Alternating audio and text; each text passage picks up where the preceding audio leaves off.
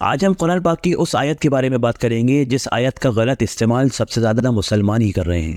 اور وہ آیت ہے لا اکراہ فی الدین، یعنی دین میں کوئی زبردستی نہیں ہے۔ اکثر دیکھنے میں آتا ہے کہ اگر کوئی مسلمان اپنے دوسرے مسلمان بھائی کو کسی اچھی بات کی دعوت دے رہے ہے، وہ بات جو اللہ نے اس پر فرض کی ہے، تو وہ کہتا ہوا نظر آتا ہے کہ تم مجھے مت سکھاؤ، کیونکہ اللہ نے قرآن میں فرمایا کہ دین میں کوئی زبردستی نہیں ہے۔ بے شک اللہ نے قرآن میں فرمایا ہے کہ دین میں کوئی زبردستی نہیں ہے، مگر اس بات کی گہرائی میں جانے کے لیے ہمیں اس آیت کا پس منظر سمجھنا پڑے گا۔ دیکھیے، مدینہ شریف میں کچھ عورتیں ایسی ہوتی تھیں کہ جن کے بچے زندہ نہیں بچ پاتے تھے، تو وہ کیا کرتی تھی، منت مانگ لیا کرتی تھی کہ اگر ہمارا بچہ زندہ بچ گیا تو ہم اسے یہودی بنا دیں گے، اور وہ یہودی بن کے کہاں چلے جاتے تھے، وہ بنو نذیر قبیلے کو جوائن کر لیتے تھے، جو قبیلہ تھا یہودیوں کا۔ تو ایک وقت ایسا آیا کہ جب بنو نذیر قبیلے کو مدینہ سے ضلع بدر کیا گیا تو ان کے ساتھ انصار کے بچے بھی تھے، تو انصاروں نے کہا کہ ہم اپنے بچوں کو اس طرح جانے نہیں دیں گے۔ اس وقت اللہ سبحانہ وتعالیٰ نے قرآن کریم کی یہ آیت نازل فرمائی کہ لا اکراہ فی الدین،